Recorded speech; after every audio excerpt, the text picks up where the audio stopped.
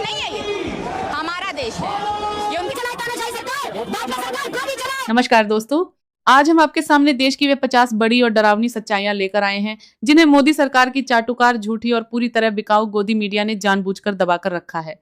यह वही मीडिया है जो सत्ता की चापलूसी में देश की असली तस्वीर छिपा रही है।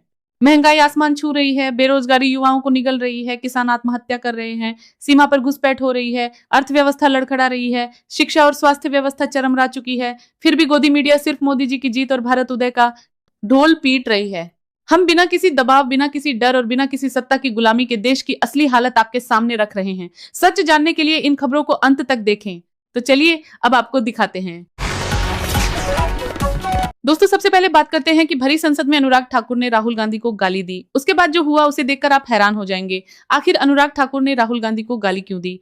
इसके जवाब में राहुल गांधी ने अनुराग ठाकुर को क्या कहा, फिर बीच में अखिलेश यादव ने अनुराग ठाकुर को किस तरह मुंहतोड़ जवाब दिया।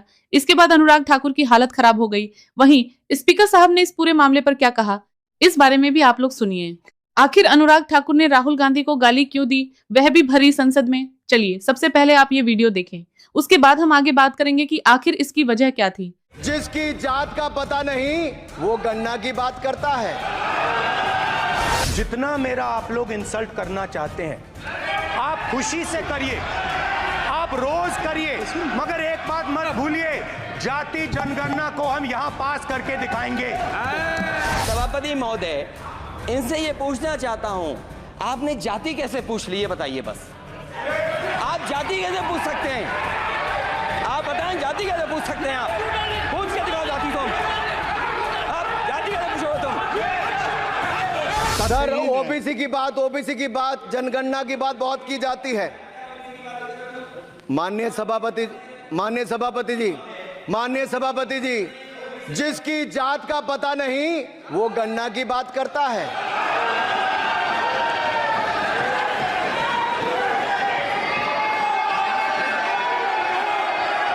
जिसकी जात का पता नहीं वो गन्ना की बात करता है।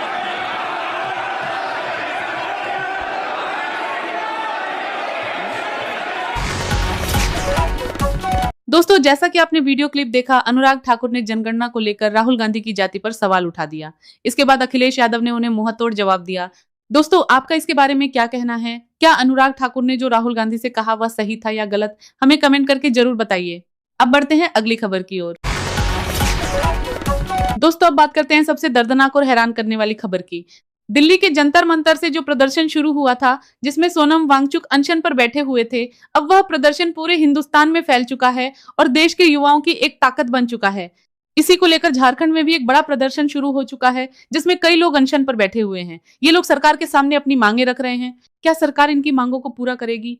आपको क्या लगता है? सबसे पहले आप ये वीडियो क्लिप देखिए, जिसमें झारखंड के एक युवा विधायक सरकार के सामने अपनी मांगे रख रहे हैं। इसके बाद हम आगे बात करेंगे। अनशन पर बैठ गए, इधर भी दो साथी अनशन पर बैठ गए हैं और सरकार सुन नहीं रही है। ये समझ से परे। आखिर क्यों? संवाद करने से परहेज क्यों? उन्हें संवाद करना चाहिए, उन्हें सामना करना चाहिए छात्रों के सवालों का, उसका जवाब देना चाहिए और हल निकालना चाहिए। आप सामने आइए, सीना चीरने की क्या बात है? आप प्रतिनिधिमंडल भेजिए, सामने आइए, बैठ के वार्ता करिए और आंदोलन को समाप्त करिए, मांगों को मानिए। और जो 10 तारीख को विधानसभा घेराव का, विधानसभा मार्च का जो यहाँ से कॉल दिया गया है, उसमें क्या करने वाले हैं? बिल्कुल छात्र जैसा कहेंगे। मैंने छात्रों से पहले ही कहा है और छात्रों ने भी कहा है कि जो राजनीतिक दल है, हालांकि हमारा दल को तो उन्हें राजनीतिक दल अभी नहीं मानना चाहिए, लेकिन फिर भी मानते हैं, चलिए अच्छी बात है। वो जैसे घोषणा करेंगे और हम भी उनके समर्थन में, नैतिक समर्थन में, उनके प्रत्यक्ष समर्थन में, अप्रत्यक्ष समर्थन में, जैसा वो चाहेंगे हम लोग भी घोषणा करते हैं। इस बार का राज्यसभा का चुनाव हुआ, उसमें 6 विधायकों ने क्रॉस किया और जो प्रत्याशी जीत कर गए इंडिपेंडेंट,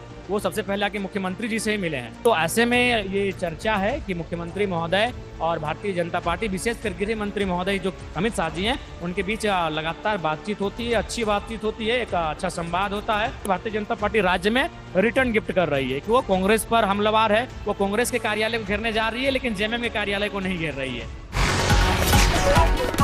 दोस्तों, जैसा कि आपने वीडियो क्लिप देखा, आपका इसके बारे में क्या कहना है हमें कमेंट बॉक्स में जरूर बताइए। अब बढ़ते हैं अगली खबर की ओर, जो बेहद गंभीर और दर्दनाक बताई जा रही है।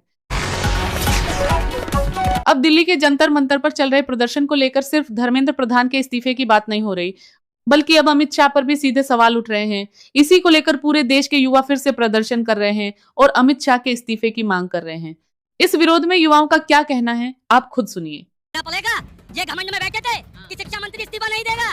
शिक्षा मंत्री का हमने 35 दिन में इस्तीफा लिया है, तो ज्यादा दिन नहीं लेंगे, जल्द से जल्द इस्तीफा लेने का काम करेंगे। तो बात काम अमित शाह को इस्तीफा देना पड़ेगा, क्योंकि वो जिम्मेदार है देश के युवाओं के ऊपर लाठी चार्ज, आंसू गैस के गोले और पैलेट गन चलवाने का। और ये नहीं, AK-47 की गोली भी बिहार में चली है, तो शर्म आनी चाहिए ऐसे गृह मंत्री को जो देश के छात्रों के ऊपर वायलेंस करवा रहा है। AK-47 हिंदुस्तान के छात्र के ऊपर तानना भी एक जुर्म है, एक जुर्म है। अगर वो तानने की बात करते हैं, AK-47 तो पाकिस्तानियों के ऊपर तानते हैं हम लोग, जो कि आजकल तान नहीं पा रहे हैं।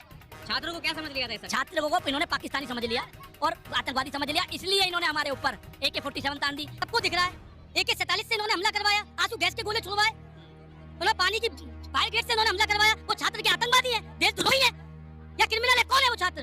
अगर ऐसा ही चलता रहा ना, आने वाले 2 साल में आप और मैं सांस ले रहे ना, इस पे भी पाबंदी लगा देंगे ये लोग। क्यों लग रहा है आपको ऐसा कैसा होने वाला? आप देख रहे हो क्या नहीं रह गया? सब कुछ तो बेच दिया। क्या बेच दिया? रेल, हवाई जहाज, हर कुछ तो बेच दिया। एक शिक्षा बची थी, उसको बेच रही है। दो ही चीजें हो सकती हैं, अगर पुलिस ने लाठीचार्ज और गोलियां चलाई हैं और अमित शाह के कहने पे चलाई हैं तो अमित शाह को इस्तीफा देना पड़ेगा। और अगर अमित शाह के कहने पे नहीं चलाई हैं, अगर पुलिस लाठीचार्ज और पैलेट गन चला रही है देश के छात्रों और युवाओं के ऊपर और अमित शाह को पता नहीं है, तो इसका मतलब इससे ज्यादा बेकार लल्लू होम मिनिस्टर हमारे देश में हो नहीं सकता कि देश के युवाओं के ऊपर पुलिस गोलियां चला रही है और इसको मालूम नहीं है। इसमें भी उसको इस्तीफा देना पड़ेगा। तो बदल देते हैं, मित्रों से फ्रेंड्स पे आगे, फ्रेंड से कल से कुछ और कहेंगे। इनको कुछ नहीं है, इसको तो पता चल गया 9.6 में अच्छी रील बनती है। सब मंत्रियों को बोल रहा उसमें रील बनाओ। अरे सब मंत्रियों को ये क्यों नहीं बोल रहा काम करो? जनता सड़कों पर त्राई त्राई मची हुई है, ये नहीं बोलता। आखिरकार देश के छात्र हैं, वो जाए। दोस्तों अब बढ़ते हैं अगली खबर की ओर। देश के युवा किस तरह से मोदी और अमित शाह से परेशान हैं, ये सुनकर आप भावुक हो सकते हैं। सबसे पहले आप ये वीडियो देखें जिसमें एक युवा रिपोर्टर के सामने फूट फूट कर रो रहा है और मोदी तथा अमित शाह के बारे में अपनी बात रख रहा है। युवा के साथ में देश के युवा किस तरह से मोदी और अमित शाह से परेशान हैं, ये सुनकर आप भावुक हो सकते हैं। युवा के साथ में पहले आप ये वीडियो क्लिप देखिए। किसी के पैसे में नहीं पड़ रहे, हम इस देश के कार्यदाता हैं, लेकिन सिस्टम के सताए हुए हैं। भरपेट रोटी खा लेना ही जीवन नहीं है। आप 500 रुपए की मजदूरी में हमसे GST लेते हो। 4 ट्रिलियन की अर्थव्यवस्था में ना पढ़े लिखों का ही जीवन सवरा है। इस पे इतराइए मत। अभी भी ग्रामीण भारत में जीवन नरक है, शहरी स्लम में जीवन नरक है।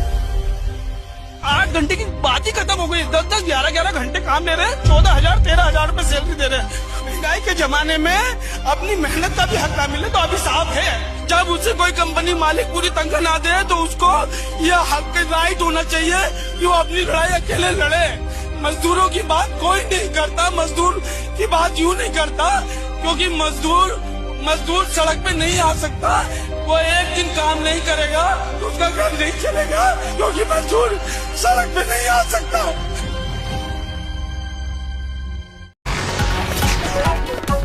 दोस्तों अब बात करते हैं कि किस तरह से संजय सिंह ने भरी संसद में बीजेपी और मोदी को घेरा। ये वीडियो देखकर आप हैरान हो जाएंगे। सबसे पहले आप भरी संसद का ये वीडियो देखिए। को बर्बाद किया है तुमने, कर्जा दे दे के अपने दोस्तों को भगाया है। आपका दिमाग क्या है? यूट्यूबर पकड़ना है, न्यूज वाले को पकड़ना है। खाली आपको अपने विरोधियों का गला घोटने के अलावा दिन रात कोई काम नहीं है। देश की जनता भाड़ में जाए, कोई मतलब नहीं आपको। आपने करीब 70% कर्जा 5,44,000 करोड़ में से मात्र 1,60,000 करोड़ रुपए आपने कर्जा वसूला और बाकी सब का सब आपने माफ कर दिया। ये तो बड़ी अच्छी स्कीम है आपकी, बहुत अच्छी स्कीम है। यही स्कीम आप किसानों के लिए लाइए। तो आप तो कह रहे थे हमारी 56 छुरी वाली सरकार है, हम एक आदमी से डंडा मार मार के वसूली करेंगे। मोदी जी के राज में 9,000 करोड़ रुपए लेके विजय माल्या भाग गया, 20,000 करोड़ रुपए के लेके नीरव मोदी, मेहुल चौकसी भाग गया, 6,000 करोड़ रुपए लेके नितिन संदेशरा भाग गया, 2,500 करोड़ रुपए लेके ललित मोदी भाग गया। ये बड़े बड़े जो हजारों करोड़ रुपए के लुटेरे थे, हिंदुस्तान से भगाया किसने इनको? आपने भगाया। इसलिए आपको देश की अर्थव्यवस्था को ठीक करने का आपकी मंशा नहीं है। और कहिए कि अगर 1 लाख रुपए किसी किसान का बाकी रहेगा, 30,000 रुपए दे दे, उसका बाकी कर्जा माफ। आपने एक ही खाली कंपनी का नाम लूंगा, 1,500 करोड़ रुपए का चंदा भारतीय जनता पार्टी को टाटा से इलेक्टोरल बॉन्ड और बाकी चीजों के नाम पे आपको मिले हैं। दोस्तों जैसा कि आपने देखा संजय सिंह किस तरह पूरे गुस्से में बीजेपी पर अपनी बात रख रहे हैं। आपका इसके बारे में क्या कहना है, हमें कमेंट करके जरूर बताइए। दोस्तों अब बात करते हैं दिल्ली प्रदर्शन की। शिक्षा मंत्री के इस्तीफे के बाद अब देश के युवा अमित शाह का इस्तीफा मांग रहे हैं। इस मुद्दे पर देश के युवा न्यूज रिपोर्टर के सामने क्या कह रहे हैं, आप खुद ये वीडियो देखिए। पे इस्तीफा दिया, इनको भी देना पड़ेगा। तो इतनी आसानी से थोड़ी दिया था सर, महीने भर बच्चे सड़कों पर बैठे रहे, धूप में तपते रहे, तब जाके लाठियां खाई, तब जाके इस्तीफा हुआ। देखिए आज भी लाठी खाने के लिए हम तैयार हैं। आप देख सकते हैं पुलिस बल बराबर में पुलिस चल रही है। आप ये देखिए जितनी तादाद में जितने तादाद में आप है उससे डबल तादाद में पुलिस। मैं वही कह रहा हूँ, पूरे हिंदुस्तान की पुलिस इन्होंने हाथ पे तार दिए।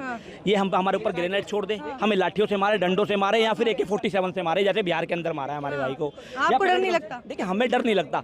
हम दूसरी बात मैं